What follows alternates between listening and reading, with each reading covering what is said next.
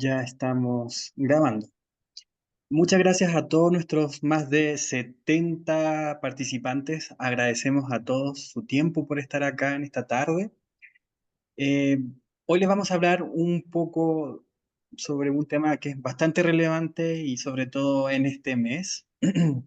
Esta clase abierta online de los principales cambios tributarios de la operación renta para este año 2025, que es auspiciada por nuestro programa de Magíster en Tributación, el cual está a cargo de nuestro director académico, el profesor Víctor Villalón.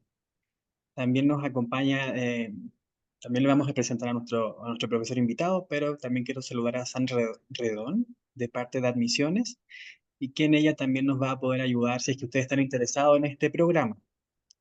Ella le va a dar todas las facilidades para que puedan conocerlo y conocer en detalle cada uno de los requisitos que se requiere para poder postular. Y también decirles que esta charla está siendo grabada y va a estar disponible a partir de mañana en nuestro canal de YouTube y le vamos a compartir esta grabación vía correo electrónico. Así que adelante, profesor. Muchas gracias, Leonardo. Un saludo para ti, también para Sandra y para toda nuestra audiencia remota. Bienvenidos a esta clase abierta.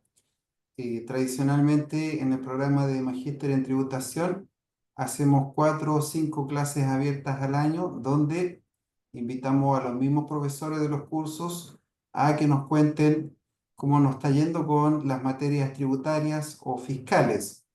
Y en esta oportunidad, tal como señalaba Leonardo, vamos a escuchar acerca de los cambios más relevantes en la operación renta del presente año tributario.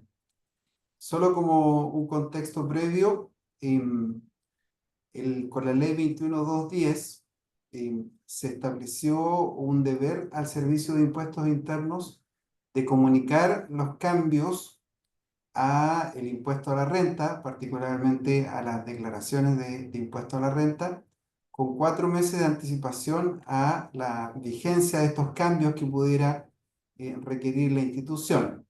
Y eso hace que en la práctica, entonces, hacia finales del mes de agosto, veamos y escuchemos las distintas resoluciones que saca el Servicio de Impuestos Internos para, en este caso, las operaciones renta, y que evidentemente generan un set de ajustes y de cambios que deben ser considerados tanto por los contribuyentes como por los intermediarios tributarios, los asesores tributarios, los contadores en general. ¿Por qué se hizo ese cambio de colocar este plazo de 4 meses? Bueno, en la práctica a veces sucedía que los cambios se avisaban en el mes de diciembre o incluso con fecha posterior, y a esa altura se generaban problemas, especialmente para las empresas que ya a esas alturas tienen sus balances, su información financiera bastante consolidada. Y por otro lado, también hay que reconocer que con estos meses de anticipación se permite a los especialistas adentrarse en los posibles cambios y ofrecer distintos tipos de actividades, charlas y cursos. Y todo eso va en beneficio de poder generar un mejor cumplimiento tributario. Y precisamente este tipo de clases abiertas se enmarcan en tratar de apoyar, ¿no?, ese proceso, de tal manera que se declare bien, se declare de manera oportuna y con eso lograr mayores niveles de certidumbre y certeza tributaria. Para este efecto, hemos invitado al profesor Luis González. Él es un destacado profesor del programa de Magíster en Tributación. Nos apoya siempre en toda la línea de tributación del impuesto a la renta. Bueno, él es contador auditor de la Universidad de Osorno. Además, es egresado del Magíster en Tributación de nuestra Facultad de Economía y Negocios. Ya lo señalaba, hace clases en el programa de Magíster. También hace clases en los diplomas de tributación que ofrece la escuela. Por otra parte, es colaborador permanente del Centro de Estudios Tributarios de nuestra universidad, y de manera bastante intensa nos colabora con distintos reportes o estudios. Yo solo voy a mencionar algunos. Por ejemplo, un trabajo sobre los pagos provisionales mensuales, que si bien es cierto es una materia bastante tradicional, con las sucesivas reformas tributarias que han habido, siempre pueden aparecer nuevos escenarios o nuevas complicaciones que hay que resolver y el profesor de una manera muy clara y pristina lo aborda esto en este trabajo. También nos ha ayudado con un reporte acerca del crédito por inversiones de activos fijos, el artículo 33 bis, donde también se abordan situaciones particulares, no muy cotidianas, que también nos ayudan entonces a hacer un buen cumplimiento tributario. Por otra parte, un par de reportes enfocados en el mayor valor, tanto de la enajenación de acciones como de los bienes raíces, y esto en el marco de las sucesivas reformas tributarias que hemos estado teniendo desde el año 2014. Y por último, creo que vale la pena mencionarlo, especialmente para los que son practicantes en estas materias. Nos lanzó el año 2023, profesor, un manual de casos prácticos orientados a los registros tributarios de las rentas empresariales. Ese libro se constituye hoy por hoy en un valioso aporte para los que enfrentan ya los aspectos cuantitativos y de cumplimiento, por cierto, de todas las obligaciones y deberes relacionados a los registros tributarios. Y dentro de ese contexto, entonces, el profesor hoy nos va a hacer una reseña acerca de la operación renta actual. Nos va a comentar acerca de los principales cambios que tienen las declaraciones juradas. Probablemente van a haber preguntas ahí que las vamos a tomar hacia el final. Un tercer foco serán los códigos, las casillas relevantes del formulario 22, especialmente a partir de los cambios que nos trae el denominado impuesto sustitutivo de impuestos finales o el ISIF que nos dejó la ley 21681. Eso como contexto, entonces hay un propósito para estas charlas que tiene que ver con alentar mejores niveles de cumplimiento tributario, mayores niveles de certeza tributaria, y para este efecto entonces le hemos pedido al profesor que nos ayude, quien se va a centrar en las materias ya señaladas. Profesor, adelante, la pantalla es suya. Muchas gracias. Bien, colegas, los saludo, buenas tardes. Bueno, nuestro propósito del día de hoy es compartir las novedades de la Operación Renta Año Tributario 2025. Y lo vamos a hacer en principio a través de una presentación. Los comparto a ti, denme un segundito.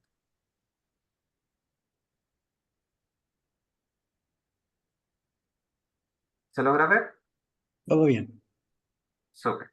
Ya, vamos a hacer, ¿cierto?, la exposición y a continuación, si hay consulta, vamos a tratar de responderla de la manera que podamos salir, ¿cierto?, todos contentos de esta actividad. Bueno, nuestro temario está acotado, ¿cierto? Dado los tiempos que tenemos para hacer la exposición, vamos a abordar principalmente 4 puntos. Primero, ¿cierto? Recordar cosas claves que tienen que ver con las normas comunes que cada año debemos respetar y tener presente al momento de presentar nuestra declaración de impuestos. Luego vamos a ver algunas modificaciones a las declaraciones juradas, solo las declaraciones juradas y que tengan que ver con el año tributario 2025, porque hay algunas declaraciones juradas que, si bien vamos a presentar quizás en junio, julio de este año, es información del comercial 2025, por lo tanto la hemos considerado que corresponden a una operación renta tributario 2026. Vamos a revisar los principales códigos del formulario 22 y nos vamos a dar cuenta y vamos a hacer algunos comentarios que tienen que ver con el impuesto sustitutivo, que fue la modificación que mayores códigos modificó en este formulario 22. Comencemos por las normas comunes. Es tradicional, ¿cierto? Antiguamente era más complejo en el sentido de que hoy día solamente es posible presentar una declaración de impuestos. Antiguamente teníamos la disyuntiva cuando se presentaba la declaración en papel de la duplicidad de estos contribuyentes. Bueno, hoy día ese error es imposible. Una declaración nada más puede presentar nuestro contribuyente. Pero cuando nosotros presentamos una declaración, tenemos que hacer un distingo.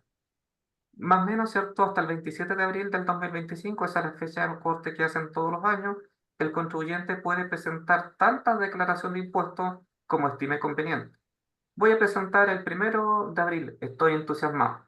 Después me actualizaron la información de mi agente de retenedores y la voy a modificar, la voy a presentar el día 15. Y después me di cuenta que cometí un error, voy a presentarla el día 20. Todas esas declaraciones, una pisa la anterior. No son rectificaciones, sino que la última declaración es la que vale. Lo concreto es de que llegada la fecha que nos informe el servicio, comúnmente el 27 de abril de cada año, el sistema se cierra. Y eso significa que el contribuyente, la última declaración que presentó hasta esa fecha, o que presente de ahí hasta el vencimiento del plazo legal, sea 30 de abril o 9 de mayo, esa declaración es definitiva.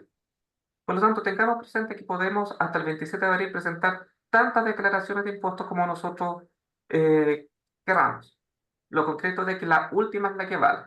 Cerrado el sistema, la declaración es definitiva y ahí sí, hasta el mes de junio, yo podré, ¿cierto?, rectificar. Se cierra el sistema y recién se abre la segunda semana de junio de cada año la posibilidad de que el contribuyente pueda rectificar su declaración de impuestos. Todo lo que ocurre, todas las declaraciones que presenté en el mes de abril no son rectificatorias. Una pisa la anterior, pero rectificación propiamente tal, ¿cierto? Junio del 2025.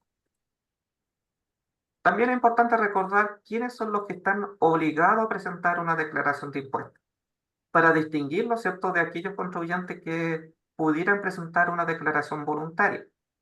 Y la norma legal que nos permite dilucidar esto es el artículo 65 de la Ley de la Renta.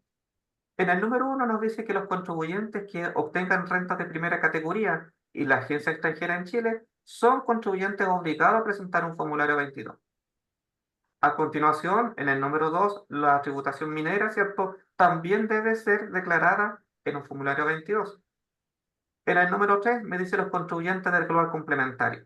Y aquí nos detenemos un poquito porque la ley prescribe que los contribuyentes que obtengan renta del global complementario están obligados a presentar un formulario 22 y ahí dice siempre aquí, ¿cierto? Ahí está la condición, siempre que estas rentas excedan el límite exento del artículo 52.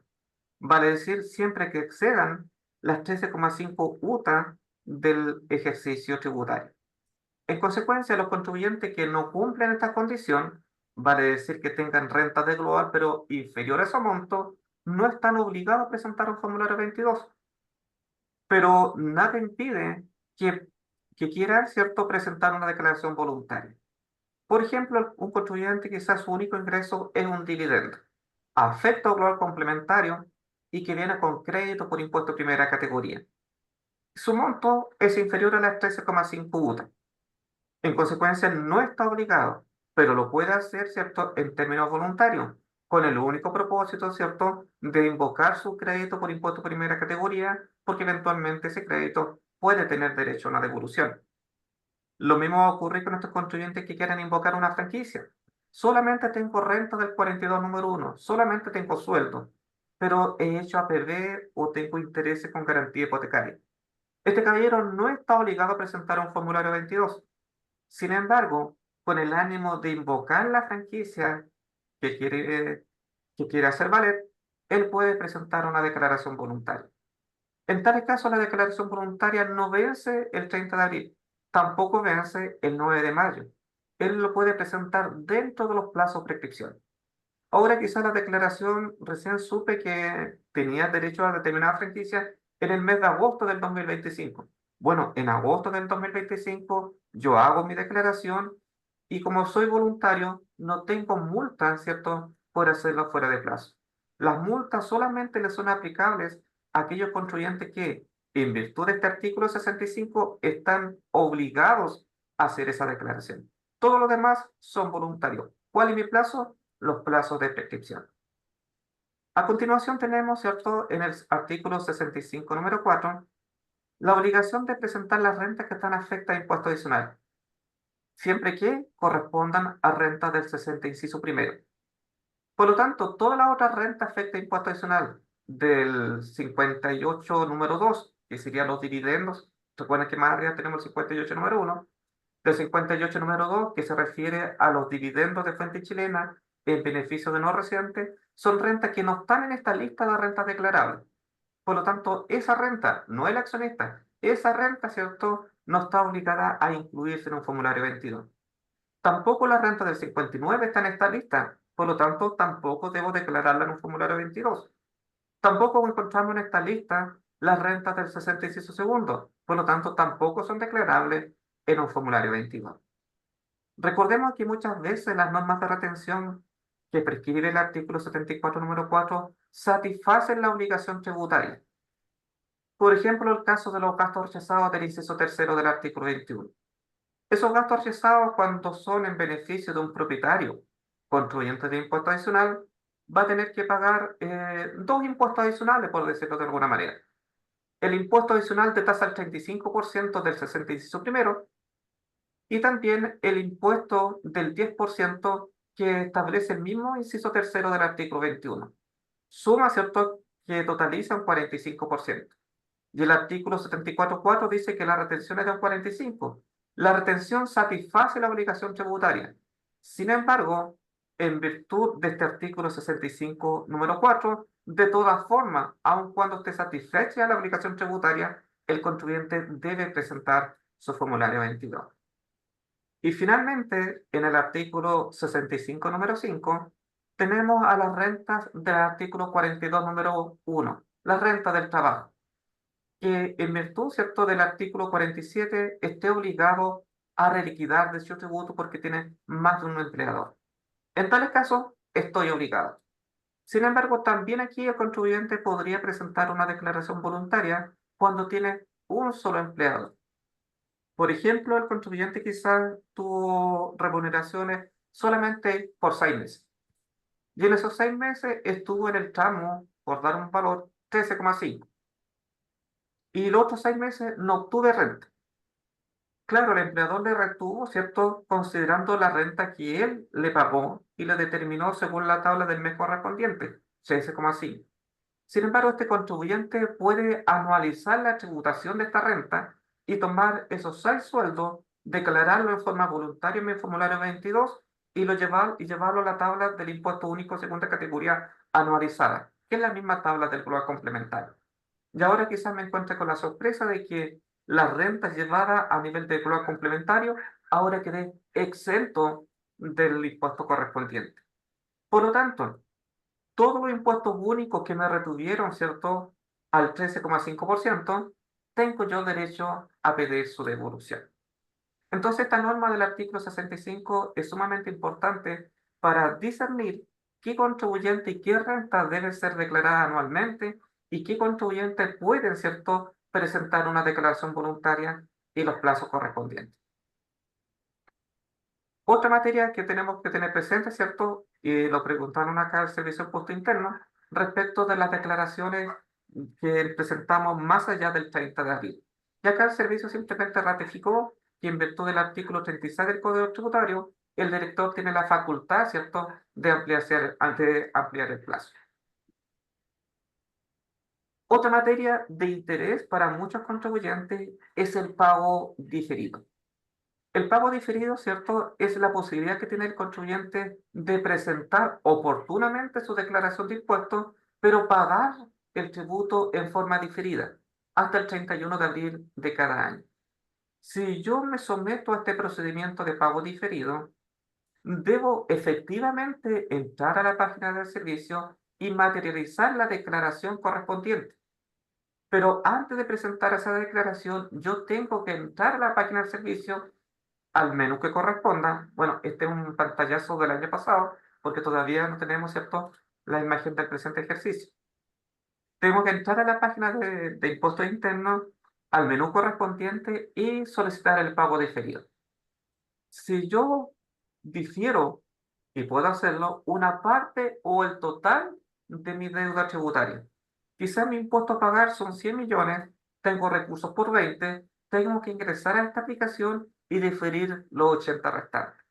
De modo que cuando yo entre al 30 de abril a presentar la declaración de impuestos, solamente me exija el pago de los 20 millones de pesos que no diferí. Luego, ¿cierto?, en el mes de julio me llegará el giro para hacer el pago correspondiente. ¿Qué gano yo con presentar y diferir? Bueno, caja, ¿cierto? Y quedo liberado de las multas que implica no presentar oportunamente mi declaración de impuestos. Las del artículo 97, número 2 del Código Tributario. Un 10% por no declarar y un 2% por cada mes o fracción del mes que transcurre. Ahora el contribuyente tiene otra posibilidad después del pago diferido y también son miles de los contribuyentes que toman esta alternativa. Se acogieron al pago diferido para no pagar. ¿Por qué? Porque lo que están esperando, ¿cierto?, es que se emita el giro, venza el giro, se vaya como deuda a tesorería y en tesorería, ¿cierto?, hacer un convenio de pago. Porque quizá el contribuyente no tiene los recursos para pagar en el mes de abril. Tampoco tengo los recursos para pagar la totalidad en el mes de julio. Bueno, tiene la posibilidad de hacer un convenio en tesorería. Y para eso, ¿cierto? Primero tiene que esperar que venza el giro, aparezca como deuda pendiente y ahí hacer el convenio correspondiente.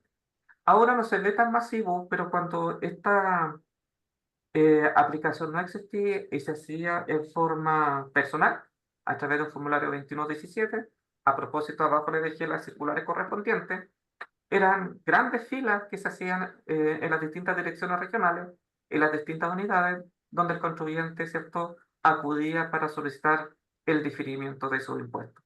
Hoy día no se ven esas colas porque es por internet, ¿ok? Es por internet.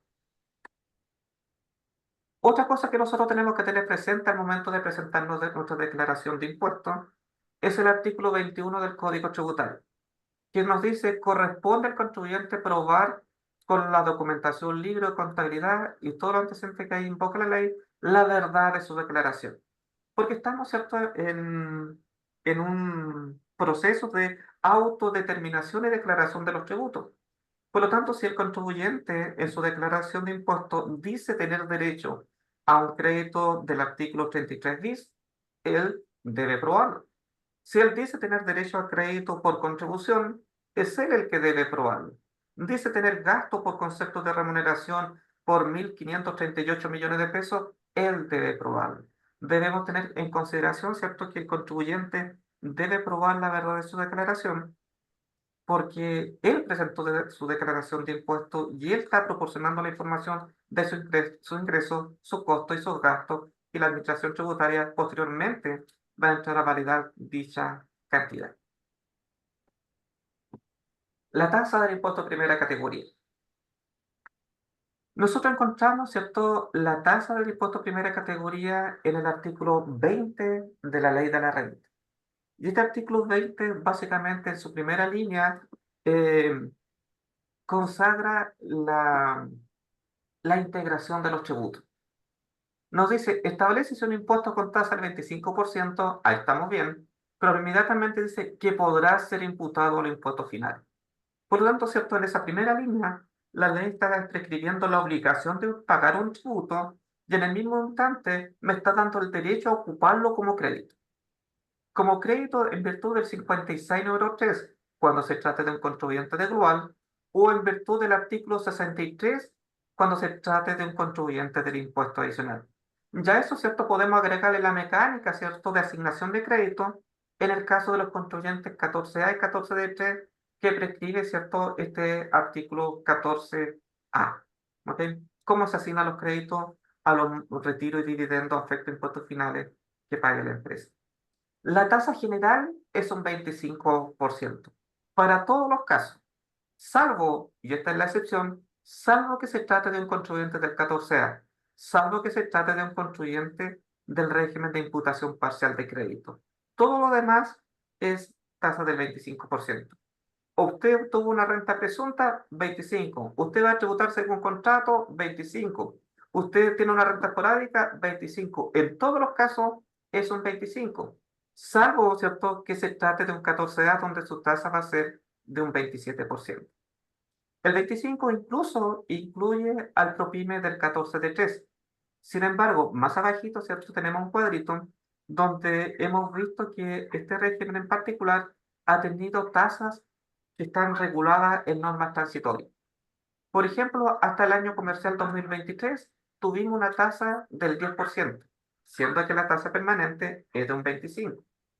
Y el año pasado, comercial 2024, tributario 2025, ¿cierto? El actual formulario 22 es de un 12,5%. Hasta ahora, mientras no haya, ¿cierto?, una nueva ley, el año comercial 2025, tributario 2026, tendría, ¿cierto?, que sujetarse a la tasa permanente del 25%. Por lo tanto, nosotros tenemos que tener claridad, ¿cierto?, del régimen en el cual nosotros nos encontramos, considerando la norma permanente y la norma transitoria, para definir la tasa del tributo que nos corresponde. Del mismo modo, en el caso de los contribuyentes del 14A y 14D3, quienes deben repartir dividendos y asignar crédito, debemos tener presente que no importa con qué tasa se acumularon los créditos en el registro SAC. Quizá en el registro SAC los créditos se acumularon al 27, quizás se acumularon al 25, quizás se acumularon al 10, porque voy pasando de distintos regímenes. La tasa de asignación que nosotros vamos a utilizar este año es la tasa del régimen vigente en este año. En el ProPyme tenemos nuestro ejemplo, ¿cierto? En el ProPyme tuvimos tasas del 10 y tasas del 12,5. Por más que se hayan acumulado al 10%, este año nosotros vamos a asignar los créditos al 12,5%, considerando el factor, por supuesto, el factor calculado en base a la tasa. Ahora, solamente para destacar, hay mucha jurisprudencia, ¿cierto? Pero solamente para hacer mención a algunas jurisprudencias que podríamos llamar de interés, dada su situación casuística, vamos a citar tres oficios. Este es un oficio que se refiere al crédito del artículo 33 bis en el caso del régimen ProPyme del 14D3, que sabemos, ¿cierto?, que considera como egreso la adquisición de activo fijo mientras se encuentre pagado. Pero el artículo 14D3 no me dice las reglas que debo cumplir para invocar el crédito.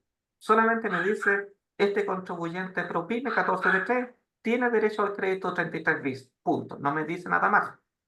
Por lo tanto, lo único que hace es una remisión. Por lo tanto, tengo que ir al artículo 33 bis y ver las reglas, ¿cierto?, que me corresponden para invocar el crédito. Y la regla que nosotros encontramos en el artículo 33 bis es que algunos activos tienen derecho al crédito y otros activos no tienen derecho al crédito. Por lo tanto, esa regla va a ser aplicable para los 14A y consecuencialmente al 14D3.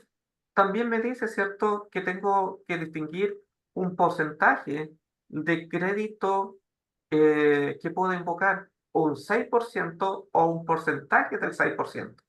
Bueno, esa misma regla va a ser válida para 14A y 14D3. También me dice de que los activos que puedo utilizar para invocar el crédito deben estar corregidos al término del ejercicio. Bueno, sea 14A o 14D3, debe estar corregido ese activo. Aunque el 14D3 no tiene reglas de corrección monetaria, pero para efectos de determinar el crédito, sí voy a aplicar la corrección monetaria. Y a lo que voy respecto de este oficio es de que el artículo 33 bis me dice que yo puedo tener derecho al crédito por la compra de activo fijo o bien por el arrendamiento del activo fijo con opción de compra. Ya a eso se refiere este oficio, porque esta forma de adquirir a través de la compra directa o a través, ¿cierto?, del leasing con opción de compra va a ser válido tanto para 14A como 14D3. Y antes, ¿cierto?, hay otra cosa que nosotros debemos tener en consideración. El artículo 33 bis no establece requisito de que el activo fijo esté pagado para invocar el crédito.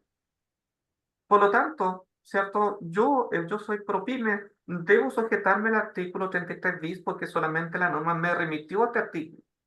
Y si este artículo no me exige, ¿cierto?, que el activo fijo esté pagado, bajo un activo fijo adeudado, ¿cierto?, puedo yo invocar el monto del beneficio. Pero en el caso del leasing, este oficio aclara eh, o da luces, ¿cierto?, respecto a la oportunidad donde voy a invocar el crédito. Porque puede ocurrir que yo compro un activo fijo a través del leasing y el monto puede ser significativo, pero yo lo compré en diciembre.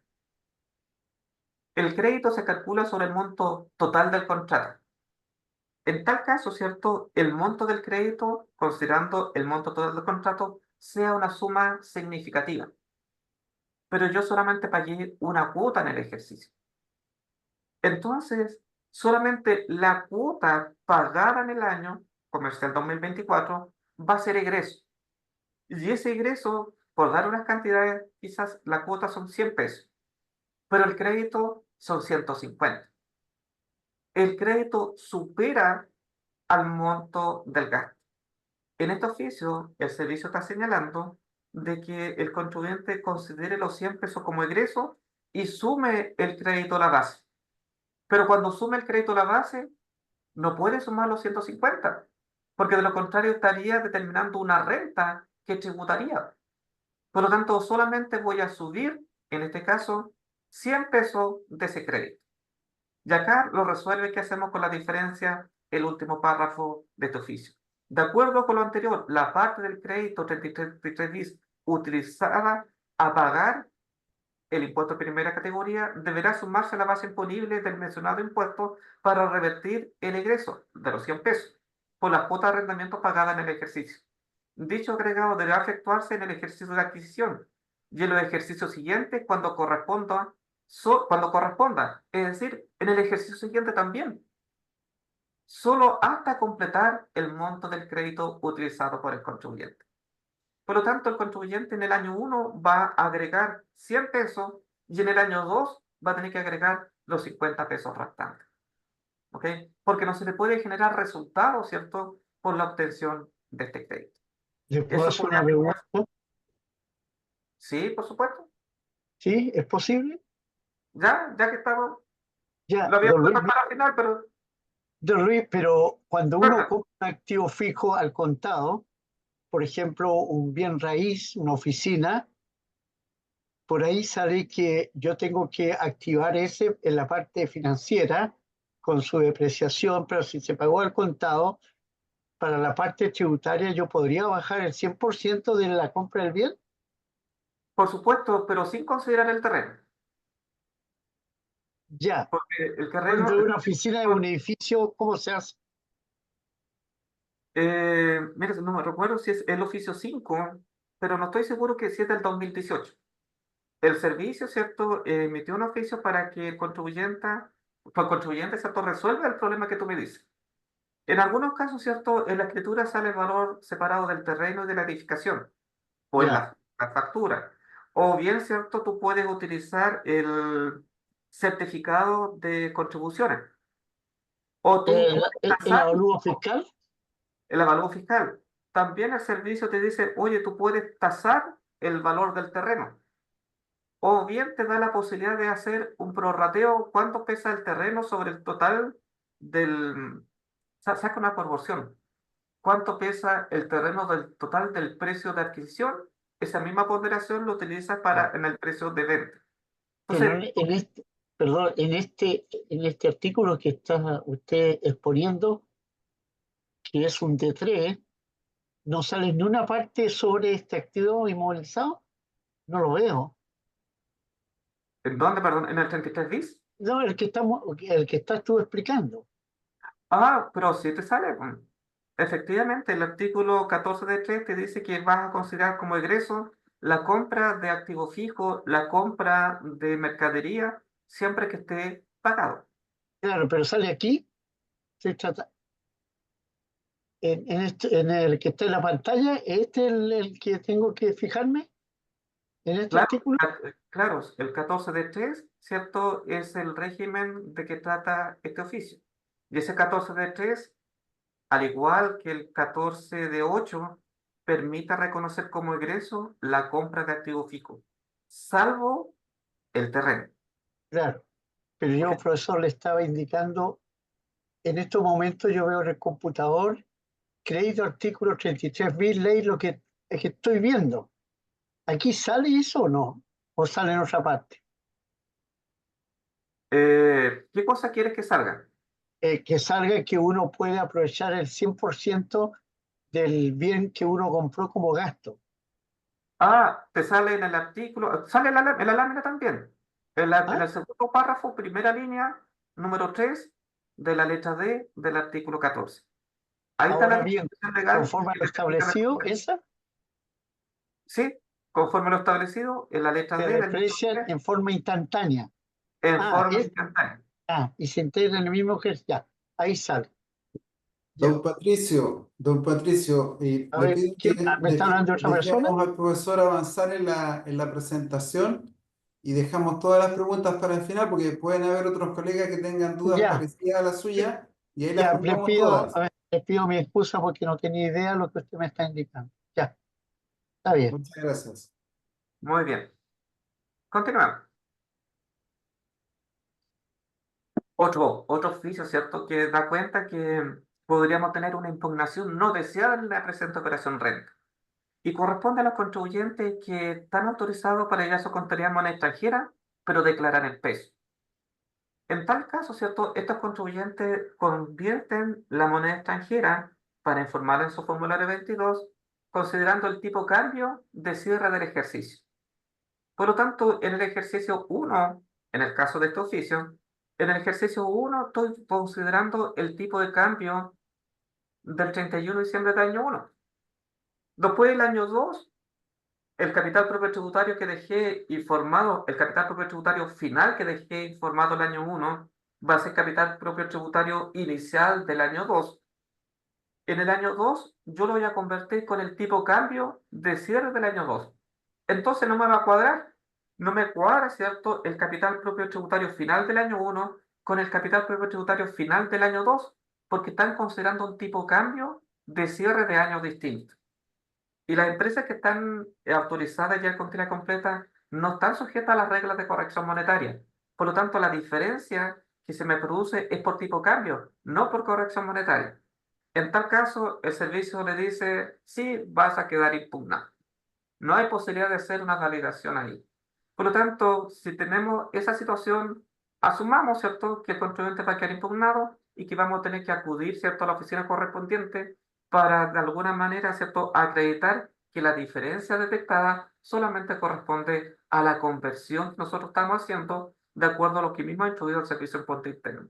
La conversión del dólar, ¿cierto?, con el tipo de cambio del 31 de diciembre de cada año. Más bien el último día hábil de cada año. Acá, por ejemplo, se está utilizando en el oficio el 2 de enero del 2023 y el 2 de enero del 2024. Entonces, si tenemos contribuyente en esta circunstancia, va a quedar impugnado. Otra cosa que nos podría afectar la presente operación renta, el oficio 1091 del 2024, donde el contribuyente preguntó, ¿qué hago para hacer la conversión de años cuando abandono el régimen de depreciación acelerada y vuelvo a la normal? El servicio dice, mira, la historia está resuelto en la circular 114 del año 77.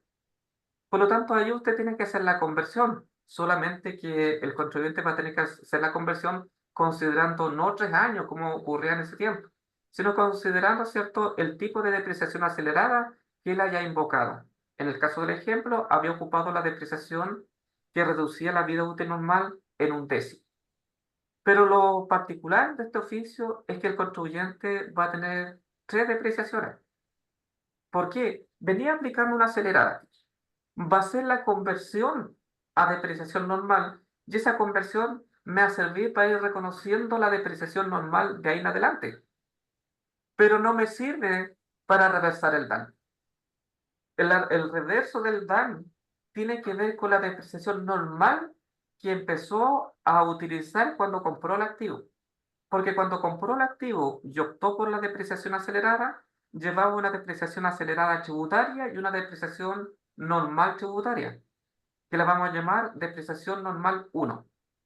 Y después pasan los años y el contribuyente quiere volver a la depreciación normal y va a tener que hacer la conversión de la depreciación normal, perdón, de la depreciación acelerada y normal, y no le van a coincidir los años.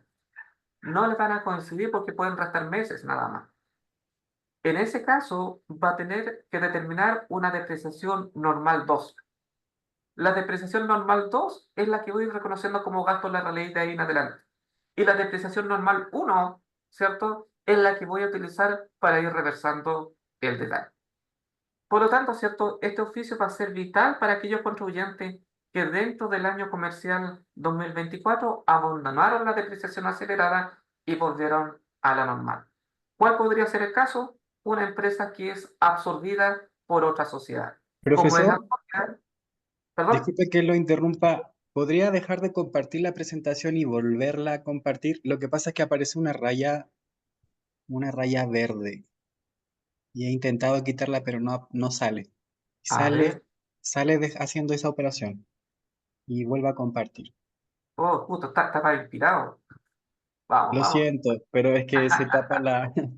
Ya, ahí sí, Ahí sí. ya, Genial, muchas gracias. no, gracias a ti. Gracias a ti. Bien, aquí también hay una otra alerta con este oficio, el 1337, donde el servicio, ¿cierto?, está diciendo, en resumidas cuentas, miren el ejercicio de reliquidación de global complementario por término de giro que estaba en el suplemento del año tributario 2021, 2022 y 2023, tenía un error. Por lo tanto, ¿y cuál era el error? Está explicando ahí que en el ejercicio se estaba imputando dos veces los créditos del SAC. Se estaba imputando contra el 35 y después se estaba imputando con la reliquidación. Por lo tanto, el servicio dice acá, ese ejercicio presenta inconsistencia por duplicidad en el crédito y esa inconsistencia no corresponde. Por lo tanto, de aquí en adelante, ¿cierto? El contribuyente tiene que tener la precaución de que si está en un proceso de reliquidación, ahora en mi formulario 22, ¿cierto? Si está reliquidando su culo complementario, tiene que tener la precaución de no invocar nuevamente el crédito al momento de reliquidar. ¿Ok? Entonces, esto tenemos que tenerlo presente en esta operación renta. Ahí, ahí, ¿cierto? En cuanto a las presentaciones y con la parte introductoria a las normas comunes y algunas jurisprudencias que considero que es relevante. Es mucho más. Debe ser unos 15, 16 oficios que yo creo que tienen impacto en la presente operación renta, pero con estos 3 o 4 que vimos, ¿cierto? Hay una pincelada de que nos dé la alerta de que tenemos que todos los años revisar la jurisprudencia. Ahora lo que quiero compartir con ustedes es rápidamente, ¿cierto?, los principales cambios de las declaraciones juradas. Denme un momento para compartir.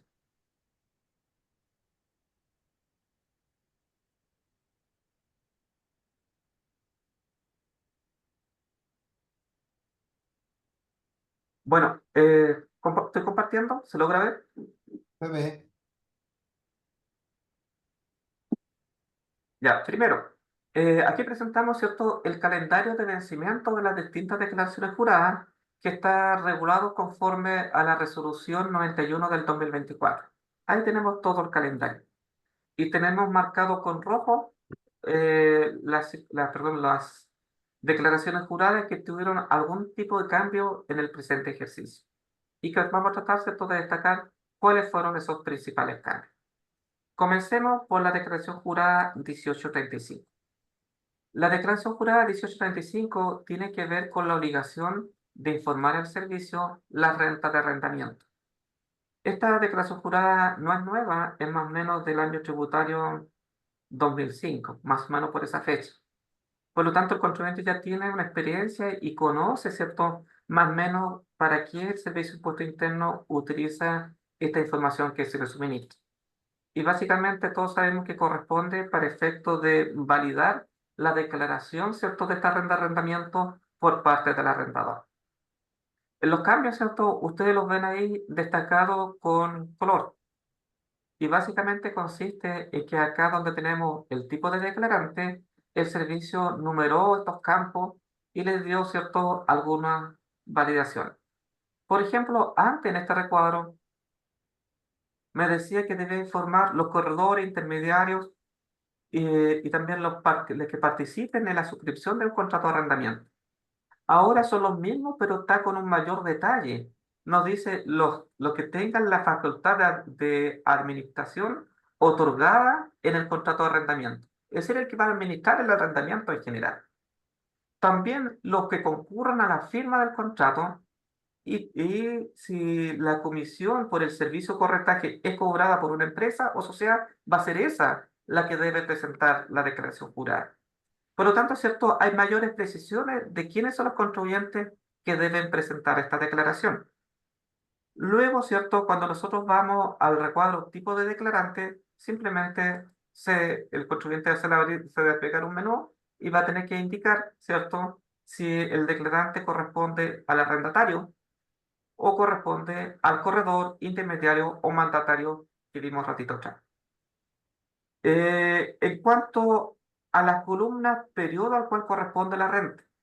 En estos recuadritos que nosotros tenemos acá de todos los meses. En esos recuadritos, ¿cierto? Ahora tenemos 3 letras que colocar. Debemos informar una letra A cuando el que esté informando sea el administrador del contrato de arrendamiento. Vamos a tener que informar una S si el que está informando es el que participó en la suscripción, ¿cierto?, de este contrato. O vamos a tener que informar una X si el que está informando es el arrendatario. Hay una mayor especificación, ¿cierto?, del que está informando. Y por último, ¿cierto?, cuando nosotros tenemos acá donde en el bien amoblado, tenemos una tercera opción que se agrega. Es decir, ¿qué es lo que estoy arrendando? Y ahí voy a tener que informar si es que lo estoy informando es una oficina virtual. ¿Ok? Y ahí, ¿cierto? Hay un par de oficios que tienen que ver con ese antecedente. Yo acá traje uno nada más, que es el oficio 1768 del 2024, donde el servicio coloca una restricción en cuanto a las oficinas virtuales para efectos de informarlo en la iniciación de actividades.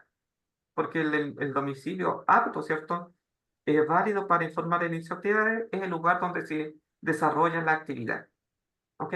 Al mismo tiempo, uno podría presumir, porque el servicio no lo ha informado, que las oficinas virtuales básicamente constituyen la prestación de un servicio. Y puede que el contribuyente, ¿cierto?, lo esté considerando como una renta arrendamiento. Esos son los principales cambios de esta declaración jurada. Son de forma, ¿cierto? Pero podría tener de forma en el sentido de que se especifica un poquito más quiénes deben informar, una letra que debo identificar también, una A, una S, una X, y esto, ¿cierto?, podría traer quizás una validación de la tributación de las rentas que se están informando en esta declaración de impuestos. Son modificaciones menores, ¿cierto? Pero que nosotros debemos tener obviamente en consideración. Vamos a la declaración 1913. La declaración 1913 se refiere a la caracterización tributaria global del contribuyente. Básicamente, esta declaración jurada es un cuestionario. ¿Ok? Un cuestionario, ¿cierto?, que el contribuyente tiene que ir resolviendo en base, ¿cierto?, a lo que el servicio está indagando respecto a sus características tributarias. Está hecho, ¿cierto?, por distintas secciones. Ahí ustedes tienen la visión completa, pero lo que a nosotros nos interesa en este caso es esta sección F. Esta sección es nueva. Datos referidos a la responsabilidad social tributaria. Acá la primera pregunta es clave. Dice, ¿actualmente se encuentra usted implementando en su entidad algún estándar de buenas prácticas tributarias? Si la respuesta es sí, queda matriculado, ¿cierto?, con toda esta alternativa, ¿cierto?, que tiene que informar al Servicio de Impuesto Interno. ¿Ok? Es informar nada más mis características. Y este es el cambio fundamental. Vamos abajo y tenemos un resumen. Vemos en el resumen que se eliminaron 2 secciones. Se eliminó la sección donde pedían información de los instrumentos financieros y derivados, y también datos referidos, ¿cierto?, a los bienes internados al capital. Esas preguntas, o sea, las preguntas que están vinculadas en esa sección, fueron todas eliminadas. Y se incorporó, lo que acabamos de ver recién, la sección respecto de datos referidos a la responsabilidad social tributaria. Que, bueno, ahí cada empresa, ¿cierto?, tendrá que evaluar si está dentro de los supuestos que se están preguntando y entregar la información correspondiente. Vamos a la declaración jurada 1922. Fíjense, la declaración jurada 1922 corresponde, ¿cierto?, a los beneficios o dividendos pagados por los fondos de inversión. Vamos para acá, a la 1948.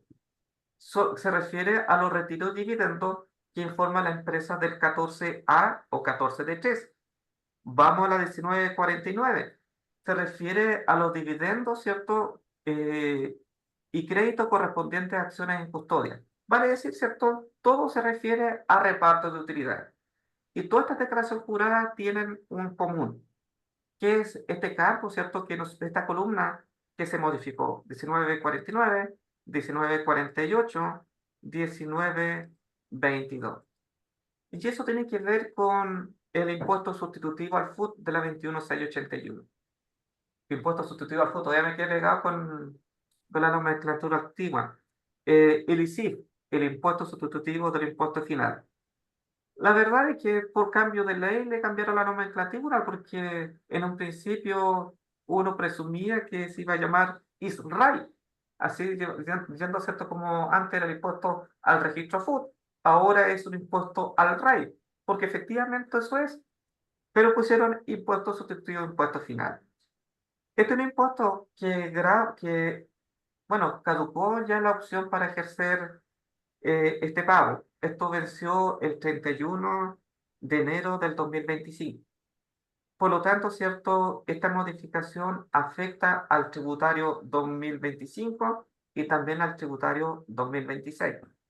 Y correspondía, ¿cierto?, a la opción que tenían los contribuyentes del 14A o 14D3 de pagar un impuesto sustitutivo, en el caso del 14A de un 12% y en el 14D3 de un 30% y con derecho a crédito.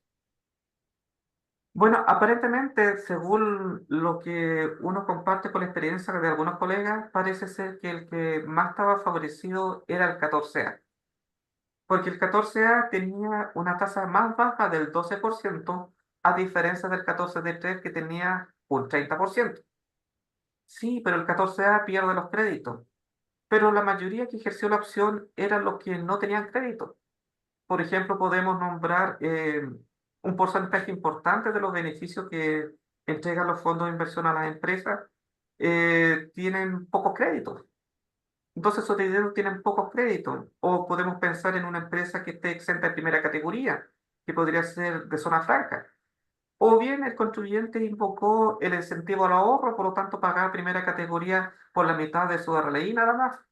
Lo concreto es que en su RAI tenía utilidades con crédito y utilidades sin crédito. Y lo que uno constató en la práctica es que muchos contribuyentes subieron los créditos a las empresas que estaban más arriba. Mandaron dividendos a las empresas que estaban más arriba, de modo que dejaron las empresas que estaban abajo sin crédito. Y ahí pagaron el 12%. Por lo tanto, su carga tributaria fue solamente de un 12%. Por lo tanto, ¿cierto? De las conversaciones con asesores y alumnados, ¿cierto? Que uno va viendo con ellos, esa fue la principal práctica, ¿cierto? Que se utilizó. Por lo tanto, podemos constatar en los hechos de que el contribuyente 14A se vio más favorecido que el 14D3. Ahora, si no estuviese en esa posibilidad, lo que le correspondía, a los quienes les favorecía este régimen, era aquellos socios que estaban en el tope del bloque complementario, o bien a los contribuyentes del impuesto adicional. El impuesto adicional tenga una tasa fija del 35 y bajar 5 puntos sobre miles de millones que se repartan es atractivo. ¿Ok? Bueno, todos los contribuyentes que ejercieron esa opción y remesaron dividendos con cargo a las utilidades pagadas con este tributo, deben informar en esta columna que está modificada aquellas rentas, por cuanto esas rentas tienen su tributación cumplida y tienen privilegio en el orden de reparto. Pero privilegio, ya ahí tenemos que tener presente que privilegio que se gatilla del momento en que pagó el impuesto. Por ejemplo, yo pagué el impuesto el 30 de agosto. Una vez pagado el impuesto el 30 de agosto, de ahí los retiros de ahí en adelante puede ser un cargo a esta autoridad. No así los retiros que hayan ocurrido entre el 1 de enero y el 29 de agosto. ¿Ok?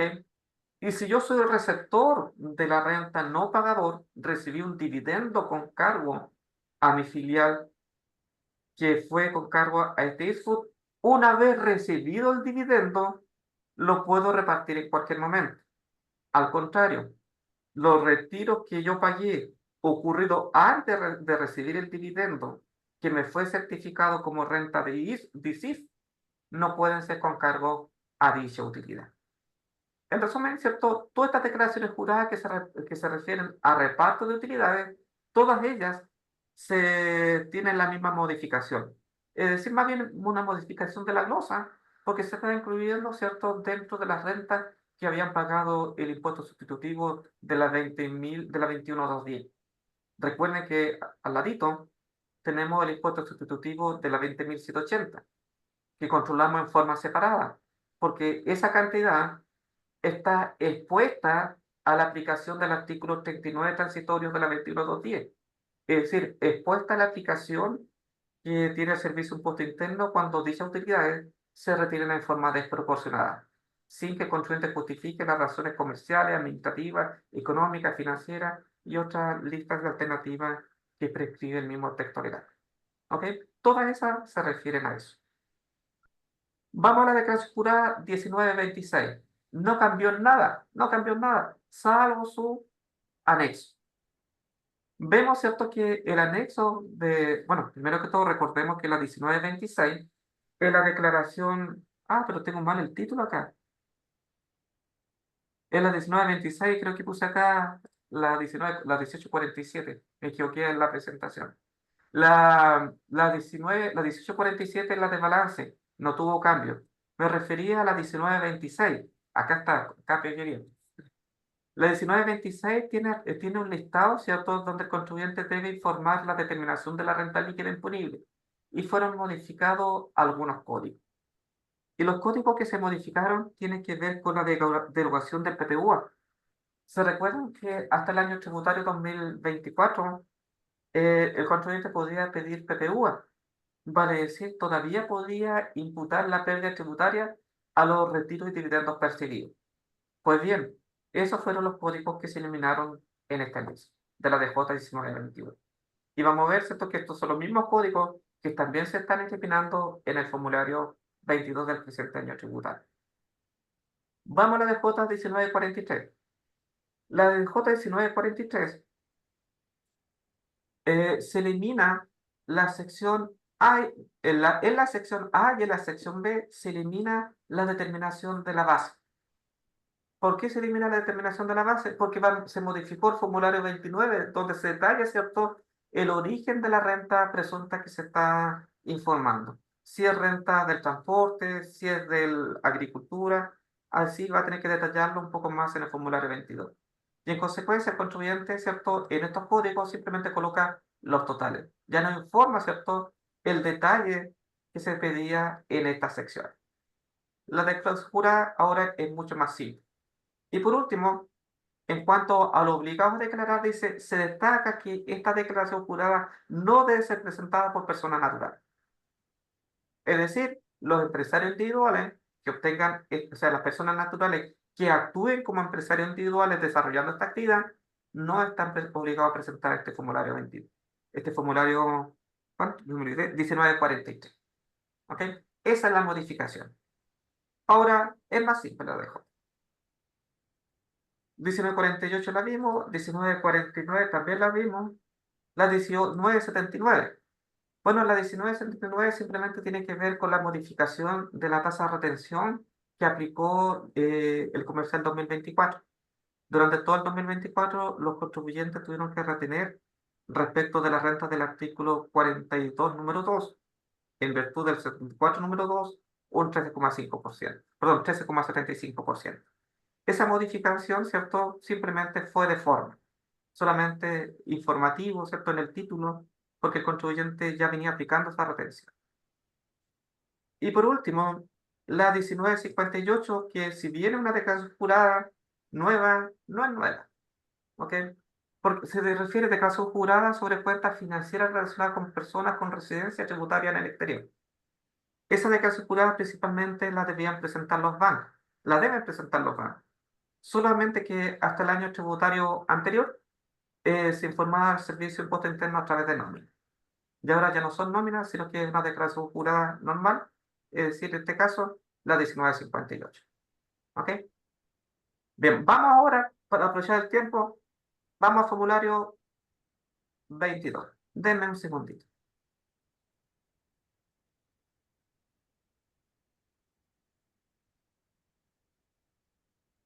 Buscando.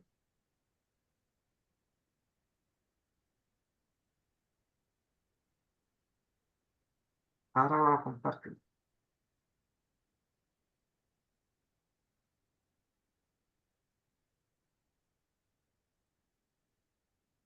¿Lo logramos ver?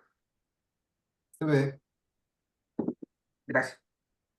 Ya, entonces aquí tenemos el formulario 22 y vamos a ir bajando hacia abajo para ver los cambios. Recuadro 1 respecto de honorarios, sin novedades, salvo las retenciones que están con el 1375, ¿cierto?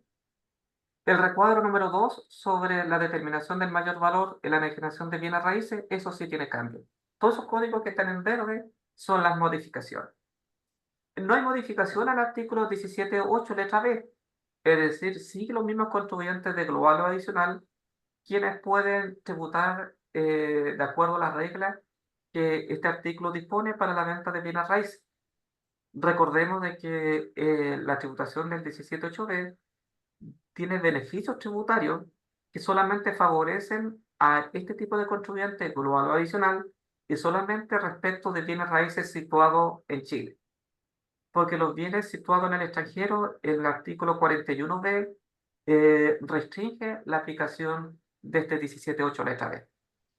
Bueno, en este artículo, según las instrucciones del servicio, basado en esta disposición legal, el mayor valor podría estar afecto a 3 partidas o a 3 regímenes, pequeños regímenes dentro de este artículo.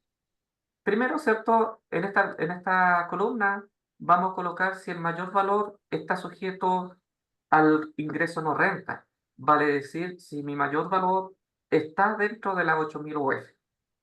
Recordemos de que este artículo 17.8 me dice de que si yo no estoy relacionado, vendo, ¿cierto?, dentro de los plazos que prescribe la ley, 1 o 4 años, dependiendo del tipo de activo, mi mayor valor va a ser ingreso no renta hasta 8.000 UF.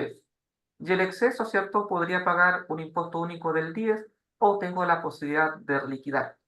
Bueno, los contribuyentes que estén en ese escenario informaron y siguen informando en esta columna.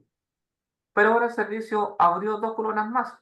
Esta columna es cuando el contribuyente, si bien es un contribuyente de global o es de adicional, y aun cuando se trate de un bien ubicado en Chile, la operación se hace con un relacionado.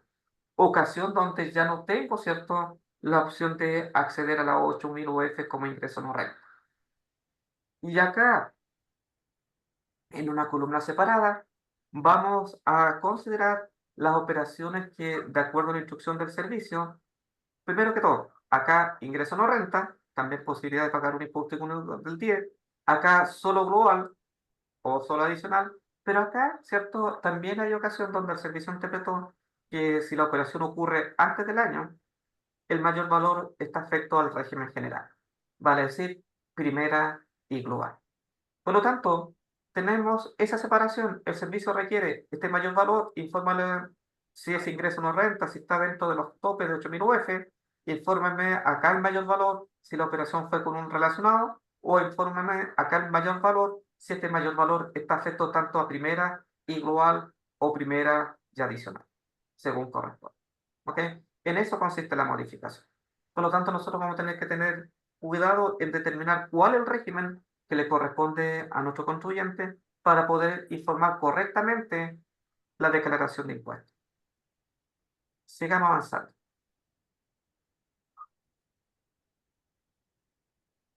Acá tenemos otra modificación. Este es el recuadro número 8. En el recuadro número 8 se agregó este código 1992, que se refiere a donaciones según el artículo 157 ter del Código del Trabajo. Este artículo 57 ter está vinculado con el 157 bis del mismo Código del Trabajo, que prescribe la obligación de la empresa que tienen más de 100 trabajadores a incluir a trabajadores con discapacidad. Y el artículo 157 ter establece que si la empresa no cumple con lo que ordenaba el 157 bis, puede eximirse de las sanciones haciendo una donación. Por eso aquí dice donaciones del 157 ter. Donaciones que la empresa puede hacer para eximirse de las sanciones por no haber cumplido el 157 bis. Y son donaciones que se deben dar a instituciones que efectivamente se dediquen a capacitar a esta gente con discapacidad o, ¿cierto?, a ubicarlo en una actividad laboral. Esta donación obviamente tiene un mínimo, ¿cierto? Y ese mínimo son 24 ingresos mínimos mensuales. Si el contribuyente no cumplió y hace la donación en las instituciones y en dinero efectivo, habla la norma, en las instituciones que la misma ley prescribe, esa donación tiene un beneficio tributario que tiene el carácter de gasto. Es decir, lo puedo deducir en la determinación de mi renta líquida imponible. ¿Ok? Entonces, esa donación, nuevo código 1991. Sigamos avanzando. Ya, aquí este es un cambio importante que se refiere a la tributación minera.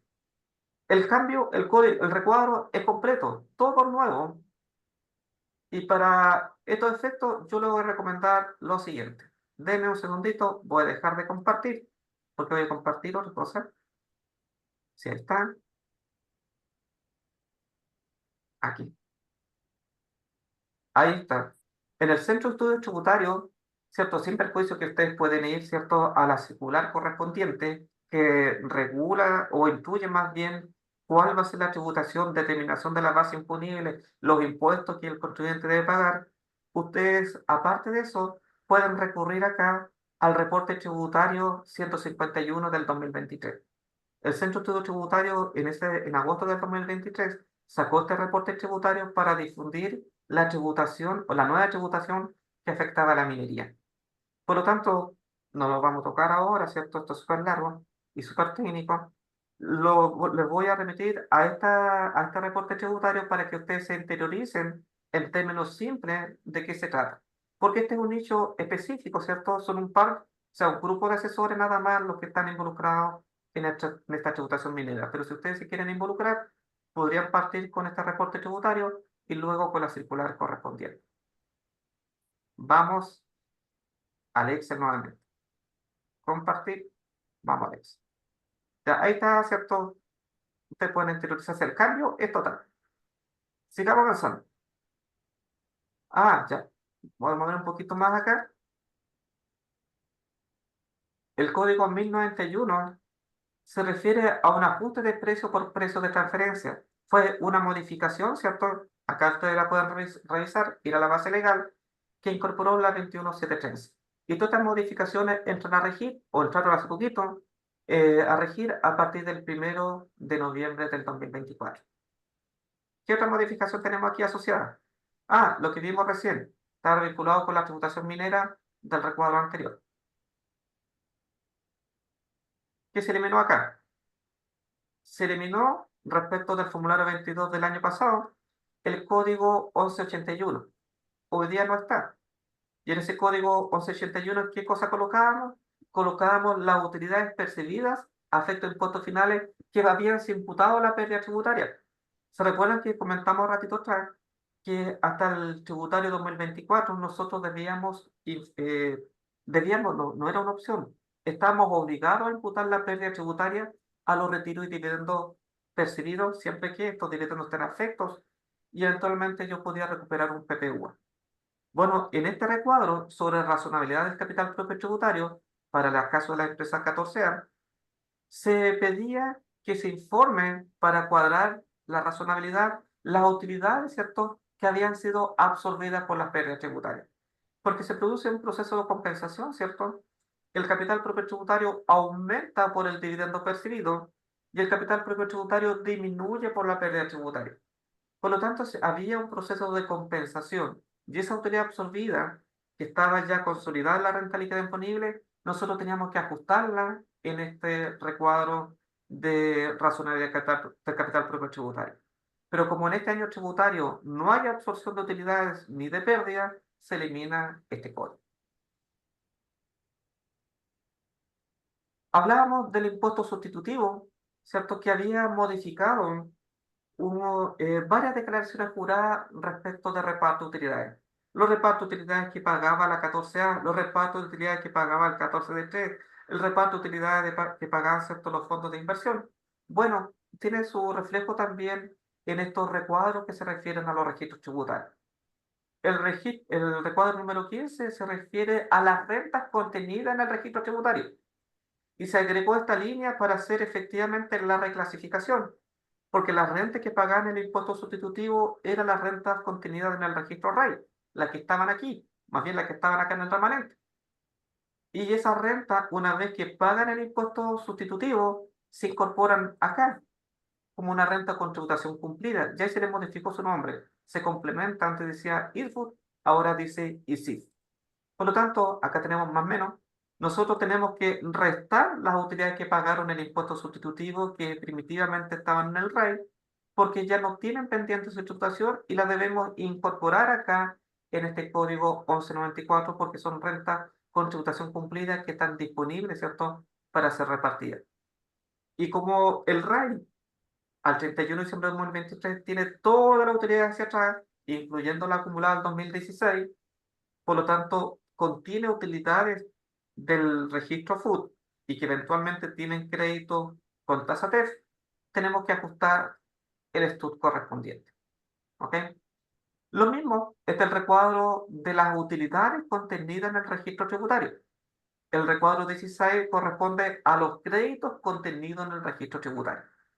Por lo tanto, como estamos dentro de las empresas 14A, acá el contribuyente tiene que restar todos los créditos que se pierdan con motivo de que las rentas a las cuales estaban asociadas fueron grabadas con el impuesto sustitutivo con tasa del 12, ¿se recuerdan?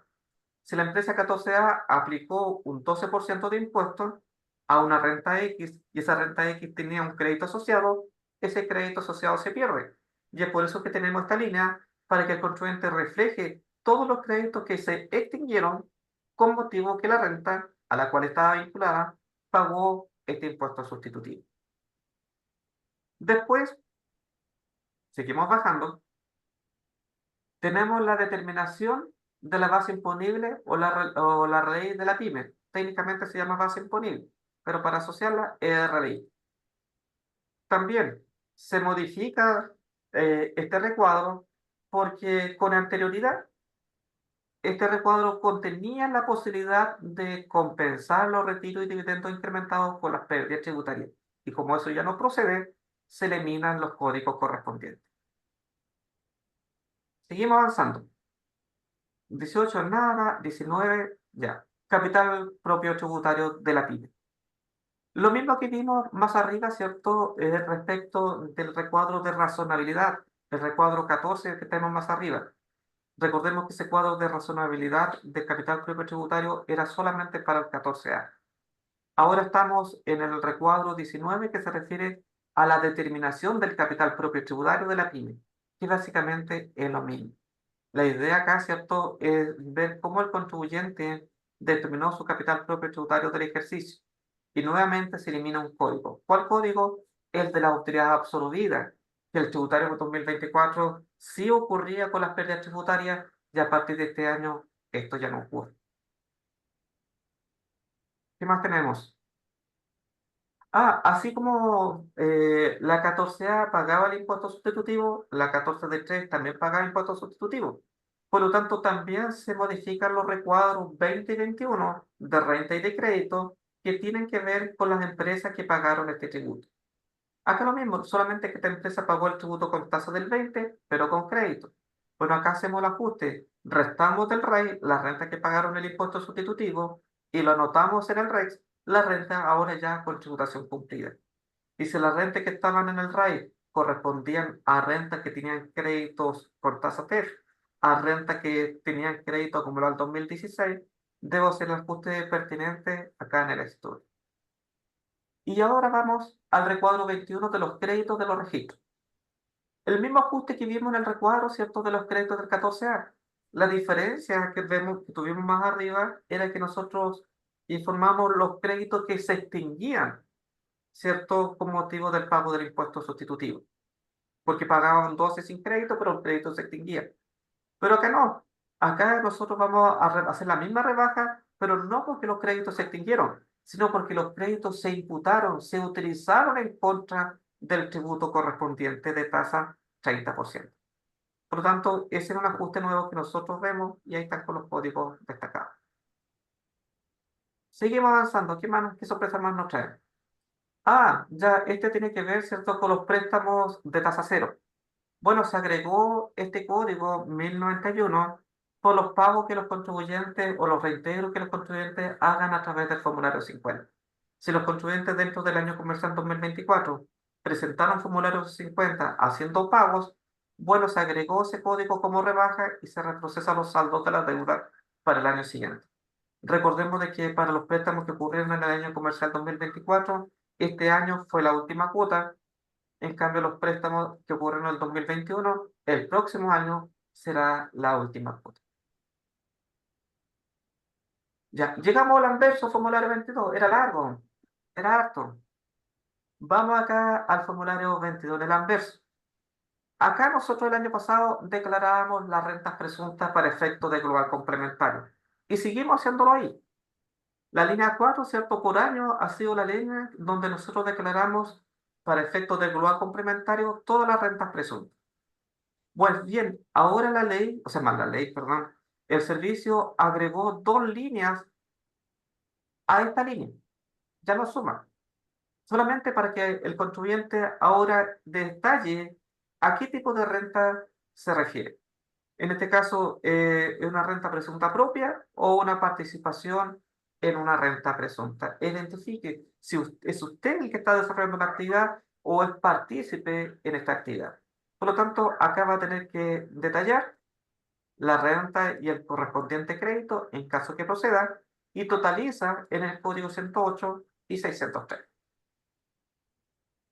Seguimos bajando.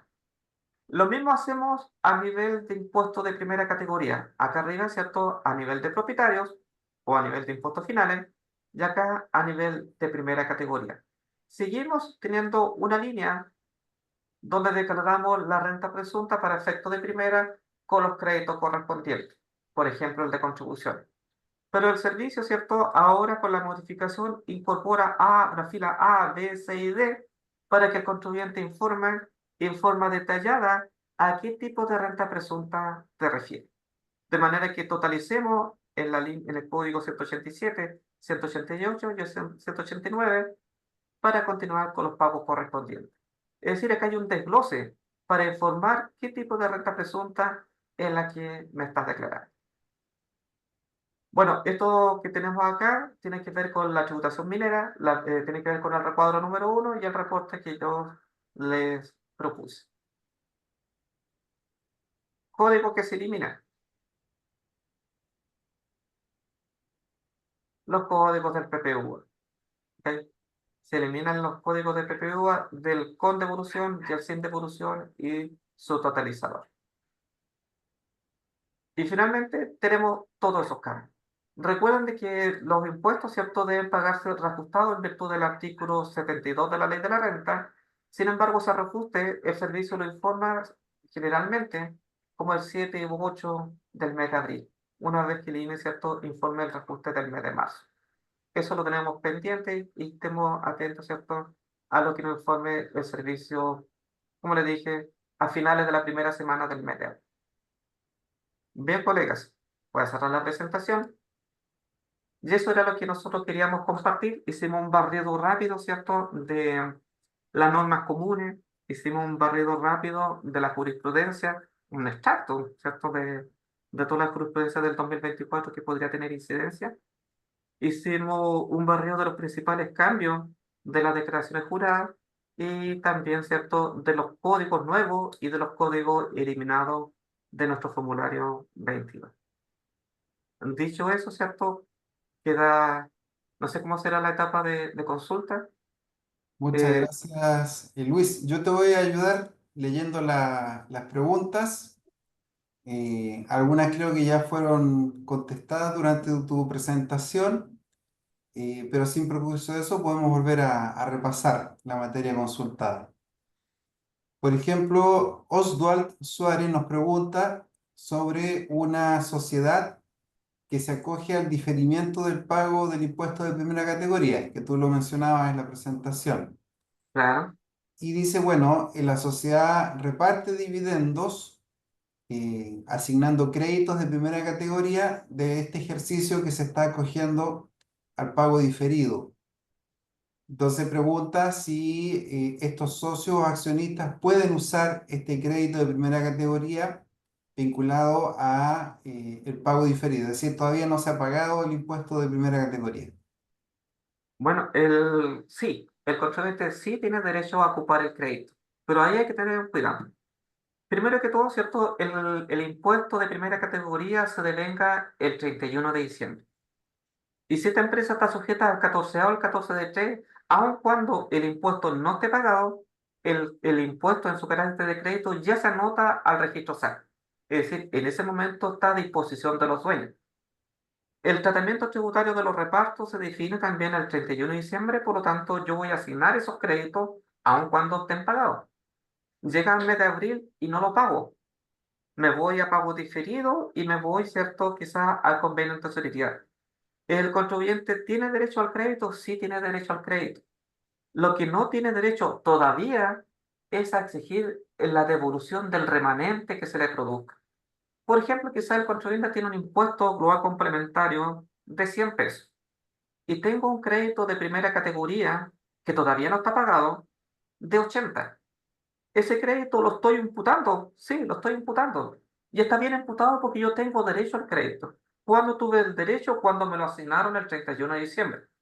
Sin embargo, si tengo el supuesto B, tengo un impuesto de 100 pesos, pero el crédito de primera categoría es de 130. Bueno, el contribuyente tiene un remanente de 30 pesos. No procede la devolución de esos 30 pesos hasta que el contribuyente materialice el pago, ¿cierto?, en tesorería. Mientras no pague, ese excedente no tiene derecho de devolución. Sin perjuicio que además, ¿cierto?, el servicio le va a impugnar su DJ y lo va eventualmente, ¿cierto?, a bloquear ya en tema operativo, ¿cierto? El servicio posiblemente, ¿cierto?, observe la declaración jurada y por esa vía también quien observado también la declaración de impuestos de los propietarios. Pero en principio, ¿cierto?, la declaración está bien presentada y los excedentes son los que están sujetos, ¿cierto?, a restricción mientras no se pague el tributo. No sé si logré, quedó claro ahí al colega.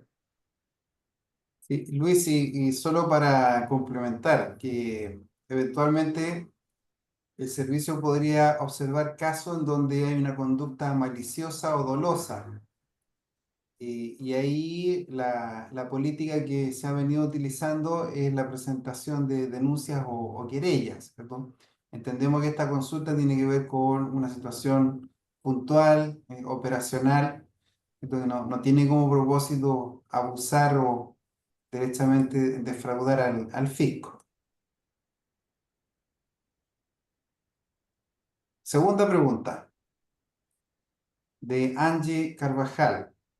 Dice, si inicio actividades el 15 de abril como sociedad de profesionales, ¿desde cuándo tributo en primera categoría? Agrega que le dijeron que las sociedades profesionales tienen plazo hasta el 31 de marzo para acogerse, pero en este caso partiría el 15 de abril, ¿cierto? El 15 de abril hace inicio de actividades. Bueno, en este caso, bueno, tú Luis me puedes complementar, pero el aviso tiene que darlo que se quiere acoger a la primera categoría dentro del aviso de inicio de actividades, es decir, dentro de Claro, los 2 primeros meses, ¿cierto? Que establece el artículo 68 del Código Tributario. Ahora, eventualmente, si no da el aviso, no se acordó de darlo dentro del aviso de inicio de actividades, igualmente puede presentar un formulario 2117 para dar este aviso. Si por eso después podrían haber algún tipo de observaciones porque no va a quedar ingresado de inmediato el atributo al perfil del contribuyente. claro, el contribuyente si está iniciando actividades podría iniciar en abril, junio, septiembre y en el mismo iniciación de actividades él va a decir en qué régimen se está incorporando. Por lo tanto, queda resuelta su situación. Quizás está pensando la colega en el caso del contribuyente que el año pasado estuvo en global complementario, o sea, en segunda categoría, y este año se quiere incorporar a la primera. Pero si estamos hablando de un contribuyente que inicia actividades, a partir del mismo inicio de actividades, está sujeta al régimen que el contribuyente utilizó, obviamente cumpliendo los requisitos que correspondan. Por lo tanto, inicio actividades como contribuyente de segunda porque cumplo los requisitos sin atender la fecha en que inicia actividades. Yo a partir de ese momento soy contribuyente de segunda. De acuerdo. Pero cuando tú dices los requisitos que correspondan, lo fundamental es que los socios sean profesionales, ¿cierto? Y Justamente. tengan una injerencia en el desarrollo de las actividades. Otra pregunta. ¿Quién es el obligado a informar el arriendo en oficina virtual? ¿El arrendatario o el arrendador? Esto en relación a la parte de la declaración jurada Ah, del 1835. claro, ahí lo vimos, ¿cierto? Ahí lo vimos, ¿cierto? De que el arrendatario va a vender el contrato, ¿cierto? Si va a informar el arrendatario cuando no actúe a través de un corredor. Y va a actuar el arrendatario cuando el arrendador no sea un contribuyente de primera categoría. Y en el caso, y ahora eso va a ser indistinto, ¿cierto? Si se trata de una oficina virtual o se trata de cualquier inmueble. Acá no cambia el hecho de que sea una oficina virtual, no va a cambiar quién informa. Tal cual, solamente que es una alternativa más que tengo yo que informar. Pero ¿quién está obligado a informar? En nada cambia que sea una oficina virtual. Va a ser el corredor si el corredor participó en la suscripción del contrato, va a ser el corredor si el que está participando en la administración del contrato, o va a ser el arrendatario si el arrendatario es un contribuyente de primera categoría. En nada cambia que sea una oficina virtual. De acuerdo. Otra rama del mismo árbol, Luis. Si el arrendador emite factura de arriendo, igualmente debe enviar la declaración jurada 1835. Sí, por supuesto, no me eximen de eso. No hay excepciones ahí.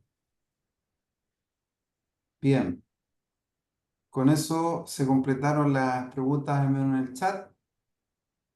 Apareció otra de Margarita González. Dice, respecto a la consulta de oficina virtual, tengo el caso que el contrato entre mi cliente y la oficina virtual donde dice servicio de oficina virtual y me solicitaron eliminar la de J1835. A ver, está arrendando una oficina virtual y le pidieron que la elimine, Claro, un cliente de ella arrienda una oficina virtual ¿ya? y le dicen desde la oficina virtual que elimine la declaración jurada 1835. Bueno, ahí no se trata de que el arrendador o arrendatario diga no, bórrala. Acá se trata de si, de acuerdo a la resolución que obliga a presentar cierta declaración jurada, establece la obligación o no de informar esa partida. Es como si yo, trabajador, Ya, le informara a mi empleador, oye, no informe mi sueldo a la 1887, ¿cierto? Acá tampoco, si estoy obligado a informarlo, debo informarlo.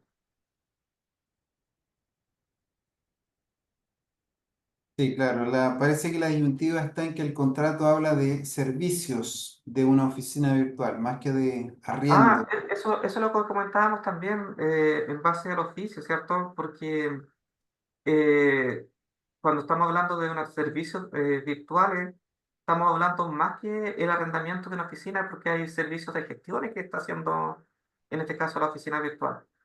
Hay gestiones administrativas que podrían estar detrás, y ahí se trataría de un servicio más que de un arriendo.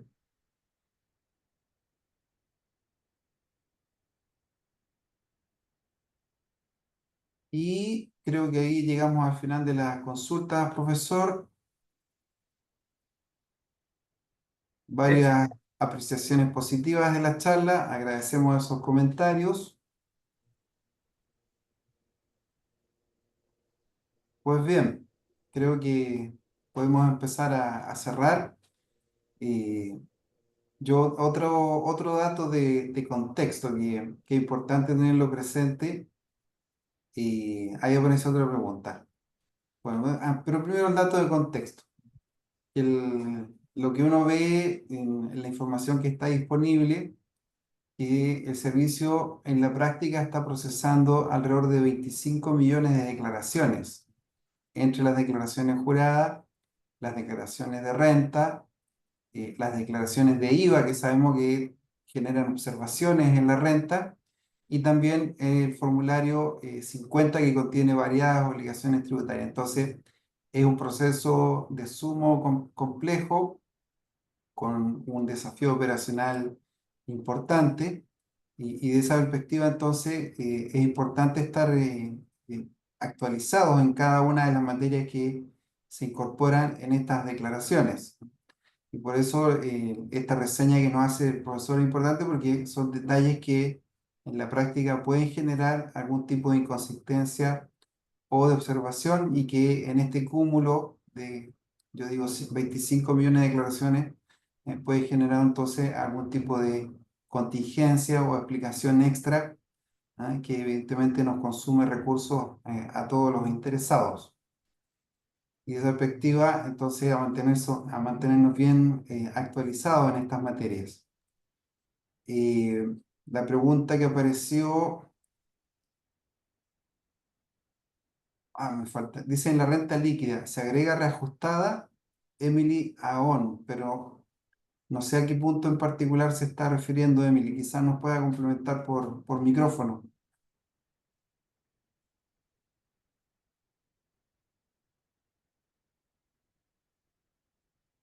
¿Está por ahí, Emily? Escribió acá el gasto por donaciones, el crédito por donaciones. Ah, perfecto. Dice el gasto por donaciones. Quizás se estaba refiriendo a esta reseña muy específica que hizo profesor. A la donación del 157 TER. Mm, sí, Bueno, va a tener que seguir la misma mecánica de todas las donaciones de gasto. Por lo tanto, el contribuyente debe agregarla a la renta líquida imponible, pero y tiene que agregarla reajustada simplemente para validar los topes que el contribuyente que exige la propia ley. Solamente para efectos de tope tiene que agregarla actualizada. después puede proceder a rebajarla, ¿cierto? De acuerdo a los topes que contienen las reglas Ah, generales o las leyes especiales. sí. Sí, el mundo de las donaciones da ¿no? Para varias de estas Ah, presentaciones. claro, afortunadamente las donaciones de gasto todos tienen un tratamiento muy similar.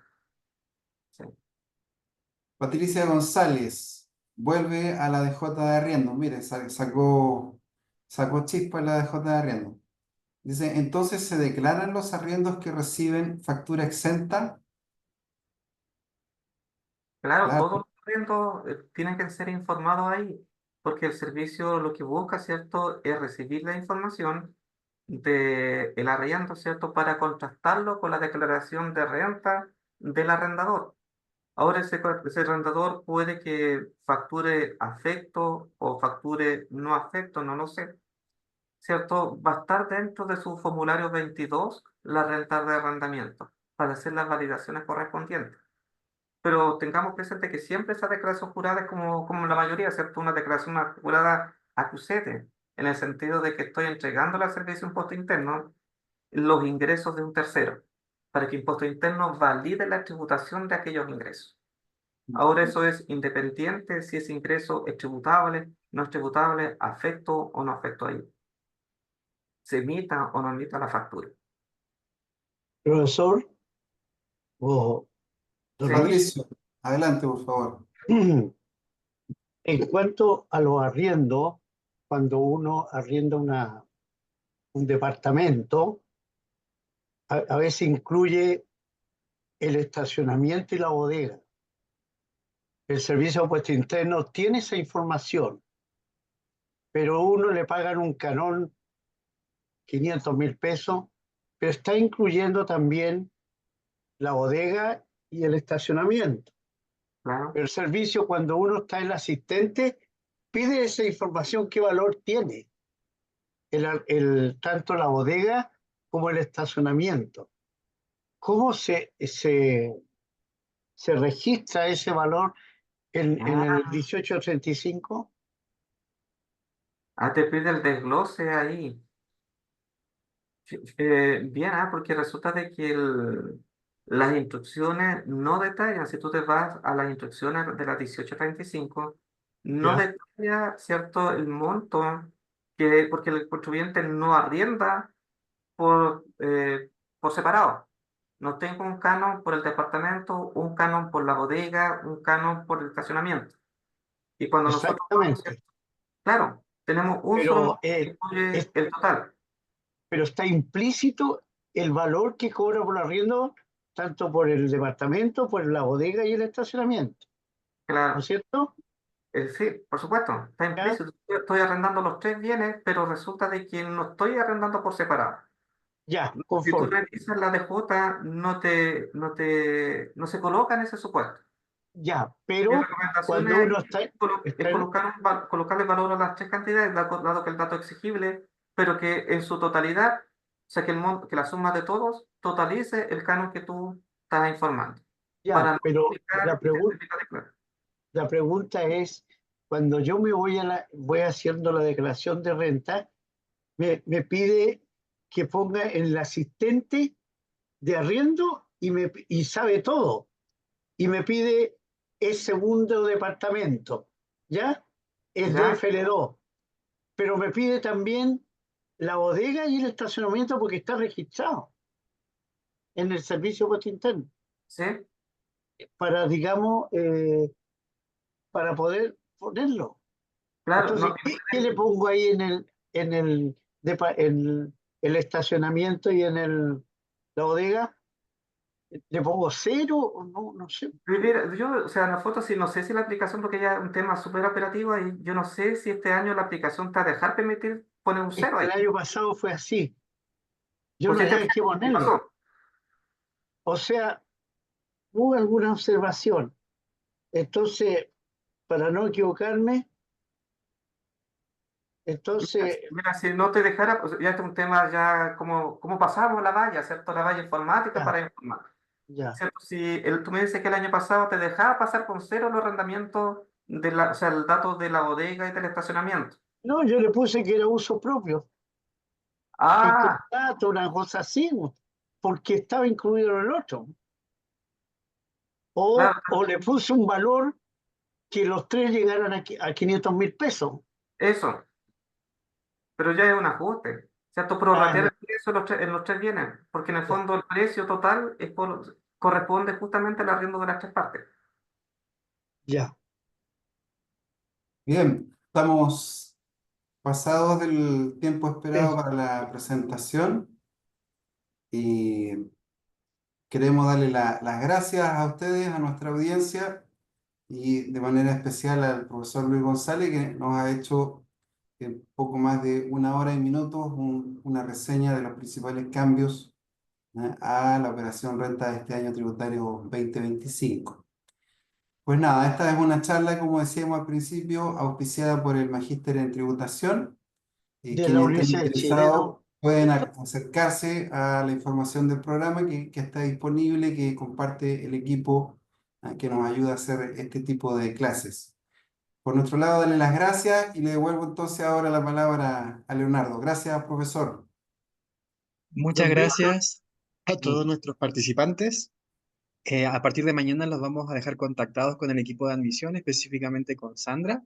Le vamos a compartir la grabación de esta charla y no sé, profesor, si podamos compartir también la PPT. Sí, una Perfecto. consulta, ¿puedo la hacer una podemos. consulta a don Víctor Villalón? ¿Él? Diga, don Patricio. Sí, yo me inscribí hoy día